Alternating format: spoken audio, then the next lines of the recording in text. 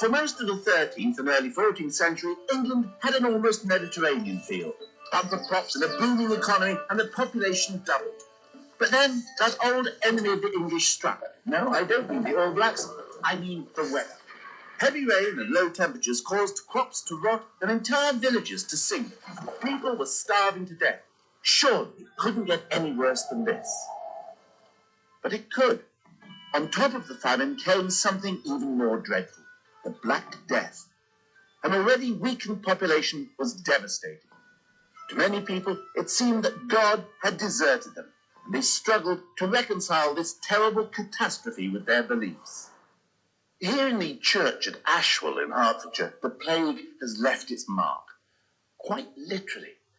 Over 650 years ago, the desperate local priest scratched these words onto the walls of his bell tower. You can see here, it says, Primula Pestis, the first plague, 1349. And then below, he's incised into the walls in deep letters, a big M, that's 1,000. And then 350. In 1350, he puts Miseranda ferox e violenta. Miserable, fierce, and violent the plague has been. And then below he writes, the dregs of the population are left behind to bear witness, and a mighty wind thunders across the world.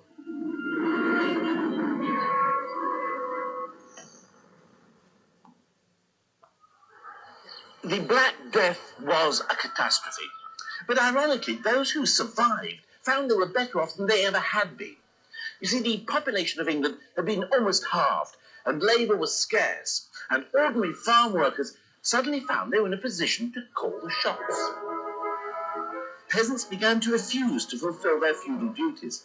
They started to negotiate wage increases and even began to be paid in hard cash. Some left their manors and acquired their own free land. All this, of course, got up the noses of the aristocracy. If there was more wealth around, they saw no reason why the peasants should have it. So they introduced laws to restore compulsory labour and force wages back down to the levels before the Black Death. But what seems to have especially irritated the aristocracy was the way the peasants were dressing. This season's peasant ditched drab workwear in favour of bright colours, tighter hose and even fur. Some peasants were spending almost the same on clothes as certain noblemen. So laws were introduced dictating what different classes could wear. For example, for any person below the level of craftsman, pointy shoes were a fashion cry, literally.